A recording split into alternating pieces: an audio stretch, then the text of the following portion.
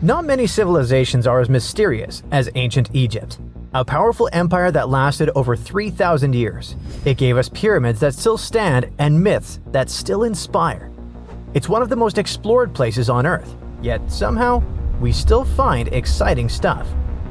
In Abydos, archaeologists just uncovered a 3,600-year-old royal tomb. It's huge! It has golden hieroglyphs of deities covering the entrance, but the pharaoh's name? It's not there. It's missing. Who was this ruler, and what new chapter could this open in Egypt's story? If there's one place in Egypt where the line between life and demise feels thinner, it's Abydos. To the ancient Egyptians, this was sacred ground. They believed it was the burial place of Osiris, the god who literally passed away, had his remains separated, and came back to life to rule the underworld. Because of that, Abydos became Egypt's spiritual gathering place. Pharaohs built amazing temples here, like the Temple of Seti, famous for its King's List, a wall that has the names of 76 pharaohs carved in it.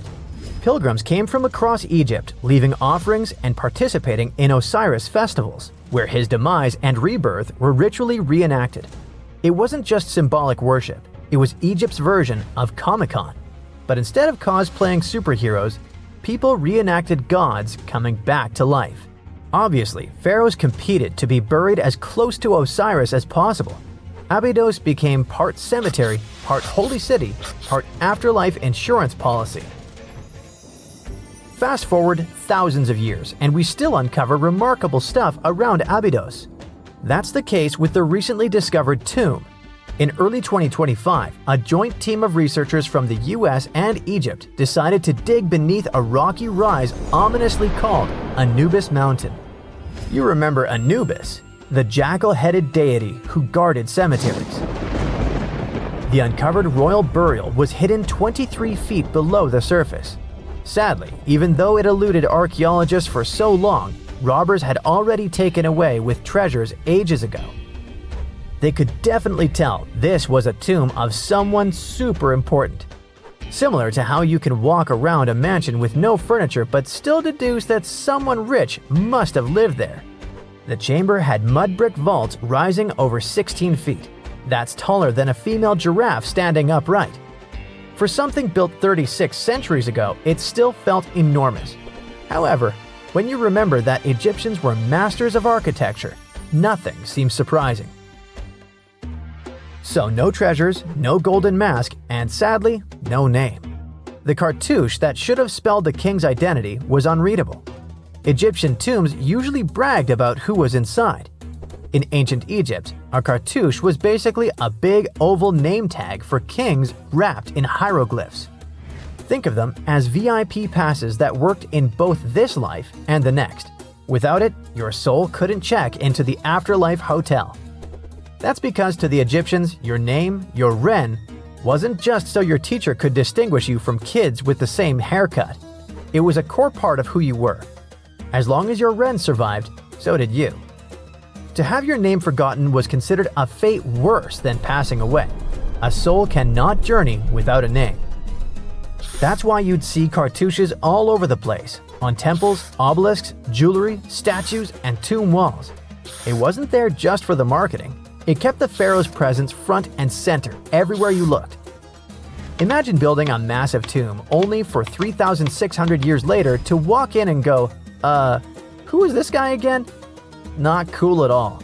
That's why it's fair to imagine our nameless pharaoh haunting the robbers for all eternity. So yeah, cartouche was considered very significant. One of the most famous and mind-blowing examples comes from the tomb of Thutmose III. His burial chamber and sarcophagus were literally shaped like a cartouche. In other words, the entire room was a living architectural symbol of his name. Thankfully, in the recently discovered tomb, not everything was erased. Painted in golden hues at the entrance were two familiar guardians, deities Isis and Nephthys. Isis was the magician who stitched Osiris back together and breathed life into him. Nephthys, her sister, was the eternal mourner and protector of the mummy. Together, they promised that whoever rested here would not face the afterlife alone, and it's one additional proof of the importance of the mysterious pharaoh. So, who could this be? To answer that, we need to go down history lane. This tomb dates back to Egypt's messy chapter called the Second Intermediate Period. Instead of one ruler in charge, the country had many rival kingdoms, each with its own little power base, like a real-life Egyptian version of Game of Thrones. And right in the middle of that chaos was Abydos. For a while, it was home to its own line of kings, the so-called Abydos dynasty. Those weren't the pyramid builders everyone knows, and that's why they're so mysterious. They left behind almost nothing. No great monuments, no sprawling cities, just fragments of names on broken blocks. For centuries, many scholars even doubted they existed at all. That sorta changed in 2014, when archaeologists uncovered the tomb of Senebkay, one of those shadowy kings. Now, everything we know about Senebkay points to him having quite a story to tell. His bones revealed 18 deep wounds, the kind you get in battle. He had blows to his skull, back, and hands, and likely lost his life fighting, making him one of the few pharaohs we know who sadly fell in combat. His tomb was modest, with reused artifacts from earlier kings, but it delivered one priceless thing: proof. Until Senebkay, the Abydos dynasty was just a theory. With him, it became real. And that's why the new discovery could be a big deal. The newly uncovered royal tomb at Abydos shares the same layout and style as Senebkay's. It has limestone chambers, mud brick vaults, and protective deities, although it's much bigger. Which again raises the possibility that we're looking at an even earlier, more powerful ruler of Abydos. Whoever he was, he wanted to be remembered alongside the greats. Which is ironic, because it seems that history tried erasing him. Perhaps additional findings alongside his tomb could tell us more. Yes, there's more, and it's actually pretty cool. Not far from Abydos, in the village of Banawit, archaeologists uncovered a Roman-era pottery workshop. Yeah, you heard that right, a pottery factory close to a pharaoh's burial ground. The site had huge clay kilns, storage rooms, and even broken shards called ostraca. They were basically ancient sticky notes, except instead of shopping lists, those had receipts scratched onto them in Greek and Demotic Egyptian. Little records of everyday transactions, the kind of thing you'd never expect to find near a lost dynasty king. Honestly, the potters missed a chance. Forget boring receipts, they should have been selling Osiris's mugs and Anubis figurines to pilgrims and tourists. But that's not all. It seems that centuries later, during the medieval period, the same ground became a cemetery. Archaeologists found mud brick graves with skeletal remains. This could mean that Abydos kept its aura of significance for hundreds of years after the Age of Pharaohs. So why this hill again and again? Is this place really a getaway to the afterlife? It is, after all, the very place where Osiris is said to rest. That belief lingered like a shadow for thousands of years, strong enough to pull in pharaohs and later medieval families. Different rituals, same sacred ground. Although, to be fair, the Romans weren't here for Osiris. They came to make pots. The story of Abydos is not over. The excavations will continue, and who knows what else could be discovered in the future. Today, archaeologists are armed with tools that are basically X-ray glasses for the desert. Every scan could reveal a hidden chamber, or if we're lucky, finally give our nameless pharaoh his wren back to him. In fact, I became strangely invested in finding out who he was. So let's hope for some news soon. It's only a matter of time. Do you have your own theories? Let me know. Once upon a time, I searched through the jungle, following a map poorly drawn on a piece of cloth. After days of walking, I reached an ancient Mayan temple. As soon as I stepped in, a strange noise echoed. I turned to leave, but suddenly the floor cracked beneath my feet. I fell into a 1600-year-old tomb. Finally, I got lucky. That day, I walked out with shiny jades, carved seashells, a creepy afterlife mask, and a curse that's been haunting me ever since. Well, okay, maybe it didn't happen exactly like that. Or maybe it didn't happen to me. Sadly, real-life archaeology is not like Indiana Jones movies. However, the findings can be as exciting and important, especially in Belize, where archaeologists just found the first identifiable ruler's tomb in the lost Mayan city of Caracol after 40 years of digging. A team of archaeologists finally unsealed a hidden chamber, buried deep beneath a structure they'd already studied. And inside that tomb, which is indeed around 1600 years old, was Qin Shi Huang, the first known king of Caracol.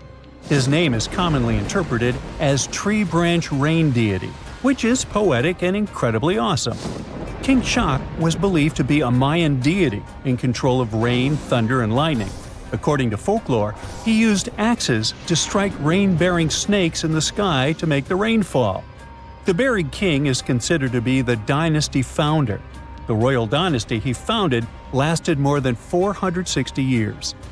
And judging by what was buried with him, we can assume that King Shi Huang was greatly celebrated. His tomb had jade beads, carved bones, seashell jewelry, and ritual pottery vessels. One of those vessels shows Ekchua, the Maya deity of trade, receiving offerings. Others showed bound prisoners. Archaeologists could tell they had found some high royalty when they noticed a considerable presence of red cinnabar in the tomb, a rare and expensive material from the Mayan world. Then there's a jade mosaic mask, pieced together like a puzzle to cover the king's face in brilliant green. Jade wasn't used just because it was shiny. It was sacred and symbolically associated with life and demise. Polished jade glistens like it's been dipped in water, cool at first, but quickly warming in your hand. To the ancient Maya, this lifelike quality made jade a living, breathing substance. And for this reason, it possessed high religious and spiritual importance. The Maya associated it with the breath of life, with royalty, and with eternity. Covering someone's face in jade showed just how high-ranking that person was. King Shi Huang's mask has yet to be examined properly, but another famous mask of King Caracol was made of over 346 green jade stone fragments. That's a lot of painstaking work. But maybe the most symbolically fascinating thing about this king was that he was old. Not just lived a good life old, toothless old.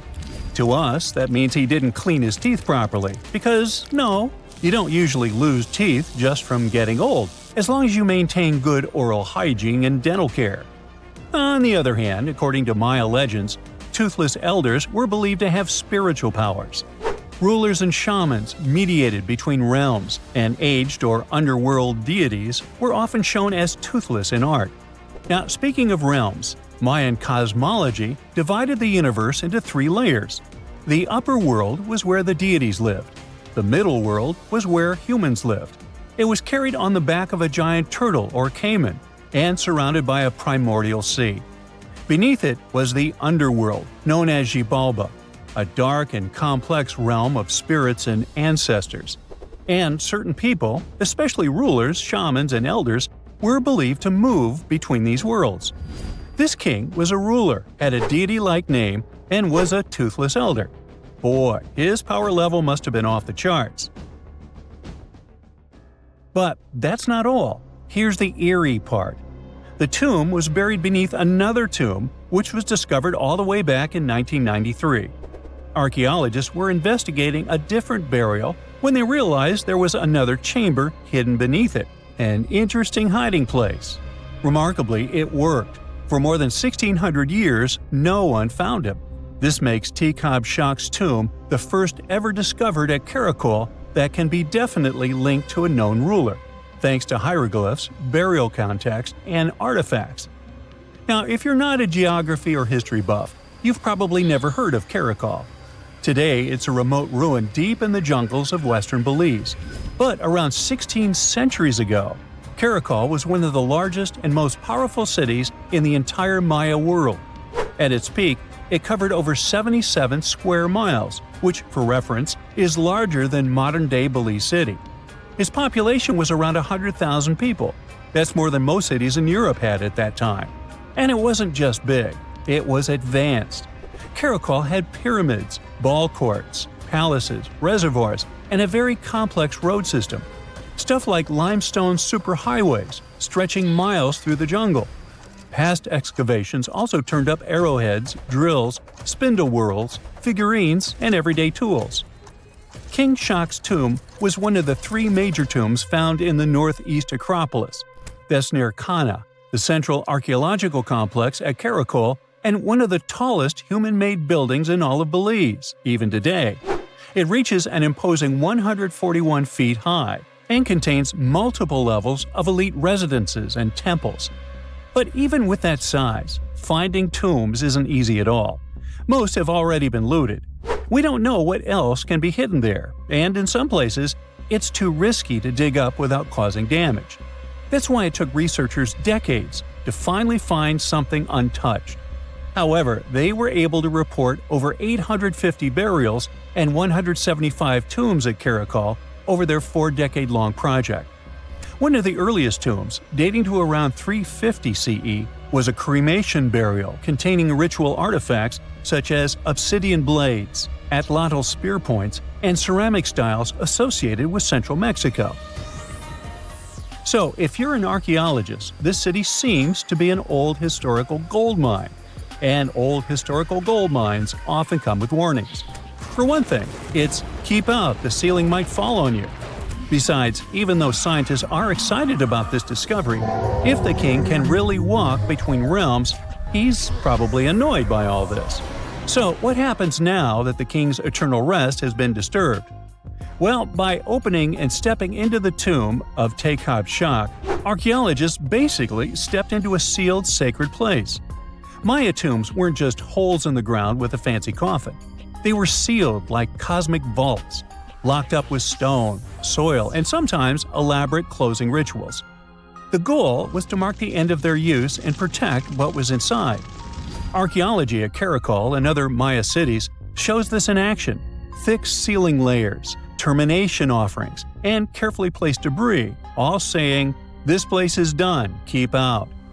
Today's archaeologists still treat them that way, working under Belizean laws and cultural protocols, making sure they explore with respect for what these spaces meant to the people who built them. However, it's eerie to think about mythology and whether King Shak is going to haunt the archaeologists. I guess we'll see. They shouldn't be afraid because he's old and has no teeth. Maybe he will annoy them with rain. He's named after a rain deity, after all, and we still don't know about his true power level. The Mayans were a fascinating civilization, and their structures are still among the most mysterious ones you can find. Despite being isolated from the known world, they also built pyramids without cranes, mapped stars without telescopes, and knew how to bury a king. Caracol is full of secrets: a hidden tomb under another tomb, a toothless king with a scary-looking mask and a deity's name. Almost unbelievable. And amazingly, there is still stuff being found. So maybe it's not too late for me after all. But first, let's see the aftermath of this curse, huh?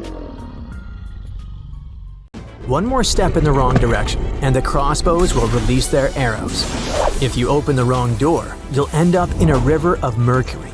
It's almost impossible to get out of this place, but it is even more difficult to get here. No, this is not a location from an adventure movie, but a treasure hunter. This is a real giant tomb filled with traps and streams of toxic mercury. And it's not somewhere deep in the Amazon jungle or an unknown island. This tomb is located in central China, near the city of Xi'an. And you know what the coolest thing is? This tomb was built more than 2,000 years ago. And even now, in the 21st century, we still don't know how to get there. But let's start from the beginning. Many of you have probably heard of terracotta statues. Thousands of clay sculptures of people. Those statues were first found in 1974, when a group of peasants were digging decks near Xi'an. They found a detailed human-sized figure, and that was 1 out of 1,000. Each figure was made as realistic as possible. Each of them was unique and had its distinctive details. More than 50 years have passed, and scientists are still digging up these sculptures. The number has already exceeded 8,000. But what are they doing there? What is their purpose? Terracotta sculptures are kinda guarding the tomb of Emperor Qin Shi Huang. He was such an influential man in China that he wasn't just buried in a tomb. His servants created a giant coffin complex the size of a small town. So, if thousands of clay guards symbolically protect this place, it's difficult to imagine what's in the center of this ancient, gigantic tomb. But first, let's find out who Qin Shi Huang was, and then move on to the dangerous traps. He was the first son of the ruler of the kingdom of Qin. It was one of the 6 kingdoms that existed on the territory of modern China. In 2059 BCE, when Qin Shi Huang was born, those 6 kingdoms were independent and separated from one another. Moreover, there was a strong conflict between them that lasted for more than 200 years.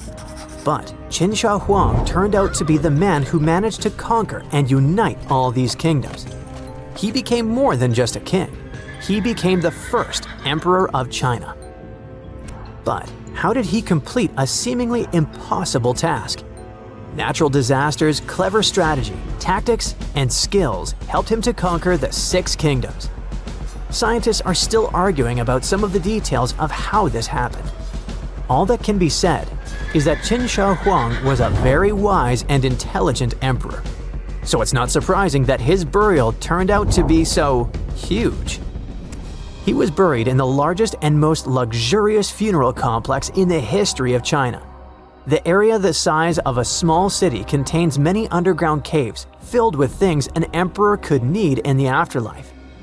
In ancient China, as well as in ancient Egypt, people believed that when an emperor went to the other world, he could take with him those things that were buried with him. Unfortunately, sometimes it could be people, but Qin Shi Huang acted wisely and correctly. He decided to bury clay statues. But the coolest thing is that the architects and builders of this complex made it impregnable. The whole area holds many secrets, historical artifacts, and priceless objects. There's a beautiful place with the emperor's body in the center of this tomb. Imagine how many treasures you can find there, and all of them were meant to remain untouched and unseen by other people. And we probably won't be able to get to them, at least in the near future. Ancient Chinese historian Sima Qian wrote something about the tomb about 100 years after the emperor's burial. He said that this place had dangerous traps inside the tomb that would destroy anyone who dared to enter the tomb. The engineers installed crossbows with loaded arrows and also poured a huge amount of mercury, simulating the movement of rivers. Of course, that was 2,000 years ago, and crossbows probably don't work anymore. But what about mercury? This toxic metal has no expiration date. It's shiny and moves quickly in liquid form. It looks beautiful, but don't touch it. Even a small drop of mercury can cause damage to your body. Inhalation of its vapors or ingestion causes damage to nerves, the liver, kidneys, and many other symptoms. And that's just one drop. Imagine how dangerous rivers of this substance can be. Who knows how much mercury was loaded there by the tomb builders? But even if you dodge all the traps and don't end up in the poisonous river, mercury would still be able to harm you. Its vapors can pass through the cracks in the walls. This means that the entire tomb is probably soaked in this substance. And by the way, this is not just a guess. Scientists have measured the mercury level at the excavation site and found that it's much higher than normal. But why mercury? In ancient China, mercury was considered the elixir of youth, the source of immortality. According to the records, Qin Shi Huang often took pills with this element. Perhaps this was the reason that his life ended at the age of 49. In any case, people can damage ancient structures and artifacts during excavations. For example, archaeologists caused great damage to Tutankhamun's tomb during its exploration. You dig around, but then suddenly the entrance collapses and you destroy vases, scrolls, interior decorations, and other stuff. But even if you do everything carefully, the writing and drawings on the walls can be destroyed by sunlight or oxygen. Places where there has been no fresh air and ultraviolet radiation for thousands of years have their own chemical composition that can be damaged by contact with the outside world. In the 1970s, when archaeologists were excavating terracotta sculptures, the paint pigment fell off the statues, because of contact with the sun and air. Fortunately, the archaeologists quickly adapted and created a technology that allowed them to get the statues out without damaging the paint. It was a long and careful process, but it was worth it, and here's why. According to ancient writings, the emperor created an underground kingdom with a beautiful palace in the center. He decorated the ceiling of this palace with expensive pearls. You know why? To simulate the stars in the night sky. And that's just the ceiling. It's difficult to imagine how the walls, floor, and tomb of the emperor are decorated. Besides, scientists expect to find many other statues that copy the emperor's servants. So, in simple terms, the tomb of Qin Shi Huang is a paradise for archaeologists and historians. But of course, it will take more than one generation before they extract all the treasures. Some experts predict that the excavation of the entire tomb could take centuries. But of course, new archaeological technologies can change everything. For example, non-invasive research methods mean you don't have to enter the tomb. You can see it through a special device. Another idea is the use of muons. Those are subatomic products that appear as a result of the collision of cosmic rays and atoms in the Earth's atmosphere. The point is that these muons can penetrate through solid objects, just like X-rays. Or how about nanotechnologies? Imagine millions of tiny digger robots climbing into a tomb and starting to scan the area. They transmit the data to a computer, and then scientists create a holographic model. It all sounds cool, but to be honest, the charm of archaeology is lost here. It's one thing when you carefully dig up some ancient artifact with your hands, see it with your own eyes, and scrupulously clean it from the ground. And it's completely different when you watch it on a computer screen. But in any case, technologies using muons or some kind of robots ensure people's safety. It's better if a computer falls into a trap than if it happens to an archaeologist. Egyptian archaeologists made an extraordinary discovery near Cairo just recently. Drumroll, please. The most ancient and most complete mummy yet discovered in the country. Yes, they were keeping it under wraps. The 4,300-year-old mummy was found in a group of tombs close to the step pyramid of Djoser, dating back to the Egyptian Old Kingdom. It was covered in layers of gold. The team also found several other tombs, including one belonging to an ancient Egyptian official and another belonging to a secret keeper who had the power to perform special ceremonies. Another interesting tomb was that of a writer, which featured the largest statues ever found in the area. This vast burial site is also home to more than a dozen pyramids and resting grounds. Probably one of the most famous mummies in the world is that of Hatshepsut. She ruled Egypt like a boss for around 20 years, building all sorts of impressive buildings and creating new trade routes. But when archaeologist Howard Carter found her tomb in the Valley of the Kings, her sarcophagus was empty. However, Carter did find two coffins in another tomb, one of which belonged to Hatshepsut's wet nurse and the other to an unknown woman. In 2006, a team of specialists decided to investigate whether that mysterious lady was the queen herself. They found a molar tooth in a wooden box with Hatshepsut's name on it, and when they compared it to a gap in the mummy's mouth, it was a perfect match. Ramses II was a pretty impressive ruler, but it was his mummy that eventually made history. Now, we don't hear too much about his daddy. Okay, I'll stop. Ramses is considered to be the most powerful pharaoh in all of Egypt, as he reigned for a whopping 6 decades. He also lived to be over 90 years old. Now that's pretty amazing, considering the time he lived in. Ramses II supposedly had over 100 offspring too. Talk about a big family. When he passed away, his body was originally buried in the Valley of the Kings, but some sneaky guys tried to rob his tomb of all his treasures. Officials back in the day weren't having any of that though, so they moved his body to a secret location to keep it safe. Fast forward to the 1800s, and Ramses II's mummy was discovered along with a bunch of other rulers and important officials. But it wasn't in the best condition, so archaeologists flew it to Paris to get it, pampered. Problem was, he couldn't just be transported into another country. The only solution available was to give Ramses II his own passport. His occupation was listed as king, and the document even featured his photo. You know, most mummies aren't necessarily known for having the most hydrated skin. But that of an ancient woman, also known as Lady Di, proves otherwise. No, not that Lady Di.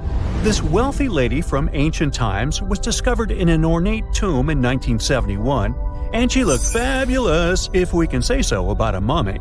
Thanks to the special conditions in her tomb, like the moisture in the environment and the lack of oxygen, her body was almost perfectly preserved. Her skin was soft, her hair was on point, and she was still flexible.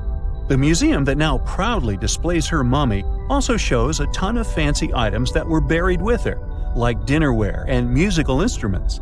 Archaeologists investigated the mummy further and discovered that she passed away from a heart attack at around 50 years old. Even though it hasn't been around for over 2,000 years, Lady Di is still making history. The mummy of Otzi the Iceman was discovered in the Alps in 1991. Austrian authorities initially thought he was a modern mountaineer because he was so well preserved. Turns out, he was actually from the Copper Age. He was found in a mountain pass over 10,000 feet above sea level. Through studying his mummy, we've learned so much about life in Copper Age Europe. For example, we know that he was a native of Central Europe and enjoyed eating meat. He also suffered from arthritis, narrowing arteries, and intestinal problems. But he likely used acupuncture and medicinal herbs to treat these conditions. And apparently, he was pretty handy with tools. He sharpened them just days before his untimely demise. Who knows if he was expecting trouble or just getting ready for some routine work. Now, King Tut and his story is most likely the one that made all mummies famous. This pharaoh passed away at the young age of 19, more than 3,000 years ago. But his mummy is still one of the most well-known in the world. When his tomb was opened in 1922, people went wild because it was still intact, unlike many other royal tombs. It had some seriously blinged-out coffins, including one made of solid gold. Not only did Tut's tomb give us a glimpse into ancient Egyptian history, but his mummy also taught us a lot about the time he lived in. DNA analysis helped identify his parents and revealed that the pharaoh had a rare bone disorder that might have made walking a bit tough. Now, Ginger is most likely one of the coolest mummies you'll ever hear about. He's like a time traveler from 5,000 years ago who's still looking fly with his golden hair and perfectly preserved nails. Ginger was discovered in Egypt and is believed to be the earliest known mummified body. Before people even knew about mummification, they used to place bodies in shallow graves in the hot, dry sand. And since the sand absorbed all the water, bacteria couldn't reproduce and the body was preserved naturally. Now, scientists are not sure if Ginger's preservation was intentional or not, but since he was buried with some pottery vessels, it's likely that whoever buried him knew some serious preservation techniques. If you want to meet Ginger in person, he's currently chilling at the British Museum. One Dutch art collector bought a statue from Asia and ended up finding a weird discovery. The statue contained a mummy hidden inside. Unfortunately, the body was too fragile to move, so they had to leave it there. The coolest part is that this mummy is over 1,000 years old and was on display for 200 years before being encased in the statue. When scientists did a CT scan, they found out that the mummy was filled with paper scraps covered in writings.